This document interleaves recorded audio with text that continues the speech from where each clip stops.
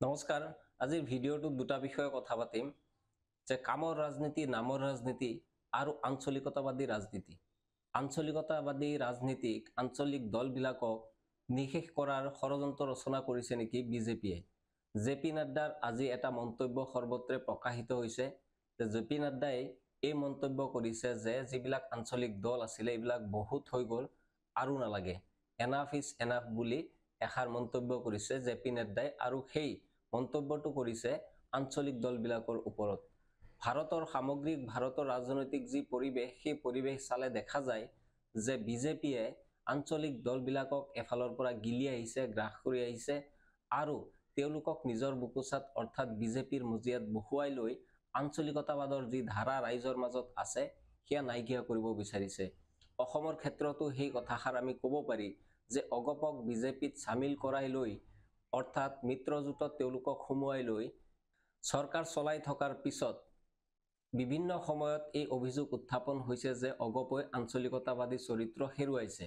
যদিও তেওঁলোকে নিজৰ ৰাজনৈতিক পোষ্টাৰবিলাকত বা তেওঁলোকৰ ভাষণত এই কথা কৈ আছে যে অগপই একমাত্ৰ আঞ্চলিকতাবাদী দল, কিন্তু বিজেপিৰ বুকুচাত উঠি অগপই যেতিয়া শাসনৰ বাগজৰীডাল ধৰি ৰাখিছে, ক্ষমতাৰ খোৱাত লোৱাই আছে,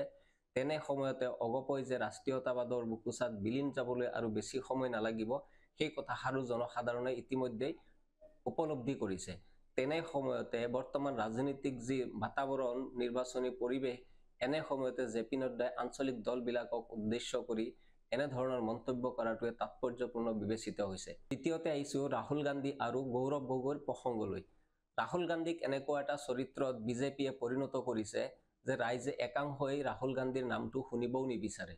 অৰ্থাৎ ৰাহুল গান্ধীক গুৰুত্বহীন কৰিছে বিজেপিয়ে আৰু এই কাম অতি কৌশলেৰে বিজেপিয়ে সম্পন্ন কৰিছে।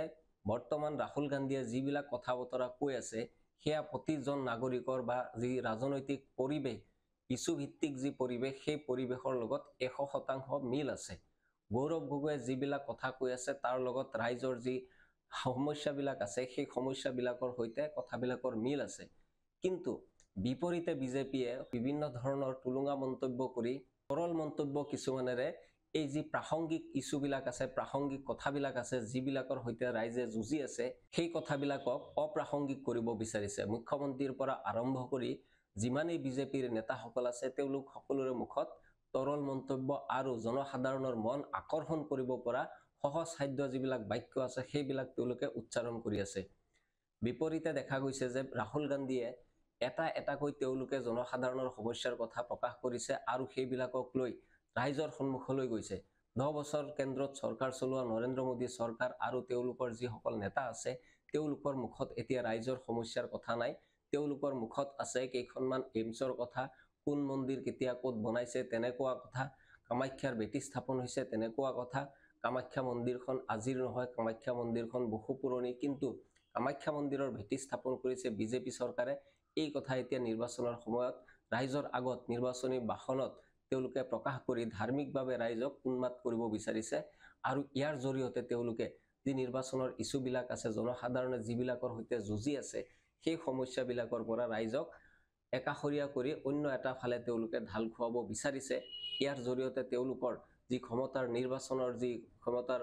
বাগজৰী তেওঁলোকৰ হাতলৈ আহিব সেয়া তেওঁলোকে সহজ হ'ব বুলি ভাবিছে। কিন্তু শেহতীয়াকৈ কা সন্দৰ্ভত গৌৰৱ গগৈয়েও নিজৰ প্ৰতিক্ৰিয়া প্ৰকাশ কৰিছে, স্থিতি স্পষ্ট কৰিছে। অখিল গগৈয়েও কা সন্দৰ্ভত স্থিতি স্পষ্ট কৰিছে। এই দুয়োগৰাকী নেতাই যেতিয়া কা সন্দৰ্ভত মন্তব্য প্ৰকাশ কৰিলে লগে লগে মুখ্যমন্ত্ৰী হিমন্ত বিশ্ব শৰ্মায়ো কা সন্দৰ্ভত কথা ক'বলৈ আৰম্ভ কৰিলে। মন কৰিব মুখ্যমন্ত্ৰী হিমন্ত বিশ্ব শৰ্মাই কি কৈছে যে অসমত এগৰাকীও বাংলাদেশী নাহে, গতিকে কা ৰূপায়ণ কৰাত তেওঁলোকৰ অসুবিধাটো ক'ত? অসমত কোনো ধৰণৰ বিদেশী যদি নাহেই তেনেহ'লে তোমালোকে কাখন কিয় অসমত প্ৰযোজ্য হ'বলৈ বাধা দিব নোৱাৰিলা? এই কথাষাৰ উত্থাপন হ'ব লাগে, এই প্ৰশ্নটো উত্থাপন হ'ব লাগে। মুখ্যমন্ত্ৰীৰ কথাৰ বিপৰীতে অখিল গগৈয়ে কৈছে 10ৰ পৰা 15 লাখ পৰ্যন্ত বিদেশী নাগৰিক অসমত সংস্থাপিত হ'ব পাৰে আৰু সেয়া কাৰ জৰিয়তে হ'ব, অৰ্থাৎ নাগৰিকত্ব সংশোধনী যি আইন আছে সেই আইনখনৰ জৰিয়তে তেনেকুৱা হ'বলৈ গৈ আছে। কিন্তু মুখ্যমন্ত্ৰীয়ে কৈছে যে অসমত কোনো ধৰণৰ বিদেশী নাহে।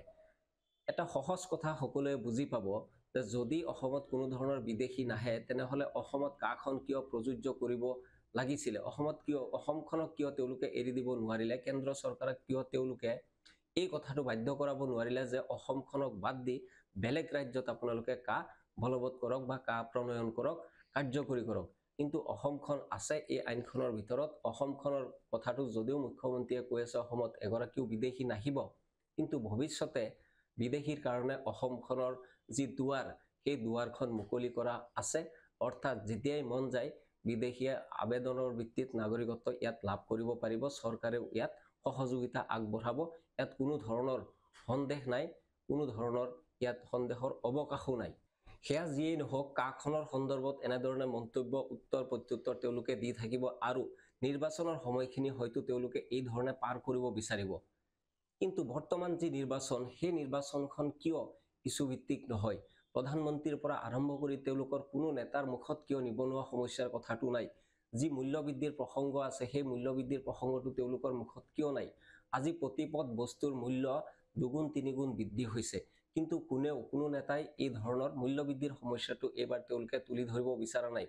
বিৰোধীয়ে এই কথাবিলাক কৈ আছে ৰাহুল গান্ধীয়ে এই কথাবিলাক কেন্দ্ৰীয় পৰ্যায়ত কৈ আছে গৌৰৱ গগৈ এই কথাবিলাক কৈ আছে ভূপেন বৰাই কথাবিলাক কৈ আছে লুৰিণ জ্যোতিয়ে এই কথাবিলাক কৈ আছে কিন্তু এনে ধৰণৰ কথাবিলাক ৰাইজৰ মাজত এতিয়াও আহিবলৈ দিয়া হোৱা নাই মিডিয়া আছে সেই মিডিয়াত এই ধৰণৰ কথাবিলাক হেডলাইনত তুলি ধৰিব পৰা নাই যে বৰ্তমান অসমত যি বা ভাৰতত যি সমস্যা আছে সেই সমস্যাসমূহক লৈ ৰাজনীতি হৈ আছে বা তেনে ধৰণৰ কোনো প্ৰশ্ন উত্থাপন হোৱা নাই মিডিয়াত যেনে কাকতত তেনে ধৰণৰ হেডলাইন চকুত পৰা নাই যে নিবনুৱা সমস্যাটো বা মূল্যবৃদ্ধিক ৰাজনৈতিক পৰিৱেশত মূল ইস্যু হিচাপে তেওঁলোকে তুলি ধৰা নাই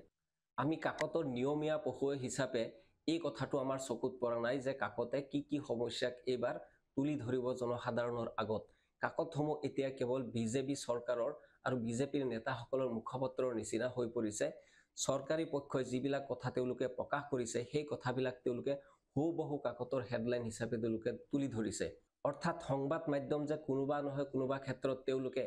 চৰকাৰৰ প্ৰশাসনৰ হেঁচাৰ সন্মুখীন হৈছে সেই কথাটো সহজে আমি বুজিব পাৰি যে নিৰ্বাচনৰ সময়ত পূৰ্বতে কাকতবিলাকৰ হেডলাইন কেনেকুৱা আছিলে বাতৰিবিলাক কেনেকৈ লিখা হৈছিলে সম্পাদক গৰাকীয়ে কেনে ধৰণৰ কথাবিলাক তেওঁলোকে তুলি ধৰিছিলে তেনে ধৰণৰ কথাবিলাক আজিকালি কাকতত নাই গতিকে নিৰ্বাচনৰ সময়ত ৰাইজৰ মাজত এই কথাটো এতিয়াও আহিবলৈ বাকী আছে কিন্তু চৰকাৰে বা চৰকাৰী পক্ষই এই কথাটো হয়তো ভাবি আছে যে বিৰোধীসকলৰ মুখত যিয়েই নাহক যিহেতু মিডিয়াত সেইবিলাক প্ৰচাৰ নহয় গণমাধ্যমত সেইবিলাক আলোচনা নহয় সেইকাৰণে তেওঁলোকে ৰাজনৈতিক বৈতৰণী খেলা ৰঙে পাৰ হৈ যাব এনেকুৱা যদি ভাবিছে তেওঁলোকে তেনেহলে তেওঁলোকে হয়তো বেছি ভাল ভবা নাই কিয়নো ৰাইজ এতিয়া সমস্যাত জৰ্জৰিত নিবনুৱা সমস্যাই হওক মূল্যবৃদ্ধিৰ সমস্যাই হওক অন্যান্য গৰাখহনীয়াৰ সমস্যাই হওক এই প্ৰতিটো সমস্যাৰ সৈতে ৰাইজ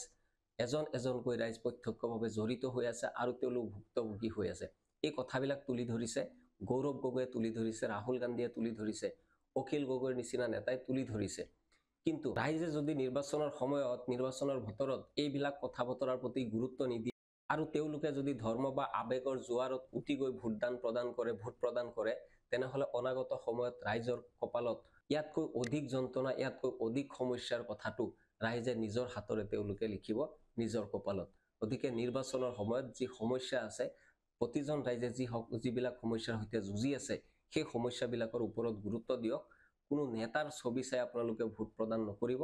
একমাত্ৰ নিজৰ যি সমস্যাৰ লগত যুঁজি আছে সেই সমস্যাৰ ওপৰত ভিত্তি কৰক যিসকলে এই ধৰণৰ সমস্যাবিলাকৰ কথা কৈছে ভাবি ল'ব পাৰে যে তেওঁলোকে এই সমস্যাসমূহ সমাধান কৰাৰ ক্ষেত্ৰত সামান্যতম হ'লেও ভৱিষ্যতে সদিচ্ছা প্ৰকাশ কৰিব আৰু যিসকলে এই সমস্যাবিলাকৰ পৰা পলাই ফুৰিছে দৌৰি ফুৰিছে এই সমস্যাবিলাকৰ কথা তেওঁলোকৰ মুখত অহাই নাই তেওঁলোকে অনাগত সময়ত যদি পুনৰ ক্ষমতাৰ ভাগজৰি তেওঁলোকৰ হাতত পৰে তেনেহলে ৰাইজক ইয়াতকৈ আৰু দুগুণে তেওঁলোকে মাধমাৰ্জে দিব তাত কোনো ধৰণৰ সন্দেহ নাই গতিকে প্ৰথম পৰ্যায়ৰ নিৰ্বাচন 19 এপ্ৰিলত আছে সেই 19 এপ্ৰিলত ৰাইজে কিহৰ ওপৰত কি ভিত্তিত তেওঁলোকে নিৰ্বাচনত ভোট প্ৰদান কৰে সেয়া লক্ষণীয় হ'ব আজিলৈ ভিডিঅ'টো ইমানতে সামৰণি মাৰিছো আপোনালোকে যদি ভিডিঅ'টো ভাল পাইছে তেনেহলে নিশ্চিতভাৱে সঁহাৰি জনাব আপোনালোকৰ সঁহাৰিয়ে আমাৰ শক্তি এনে ধৰণে বাস্তৱ যি সন্মত কথাবিলাক আছে নিৰ্বাচনৰ বতৰত আমি পুনৰ লৈ আহিম আপোনালোকৰ বাবে আজিলৈ নমস্কাৰ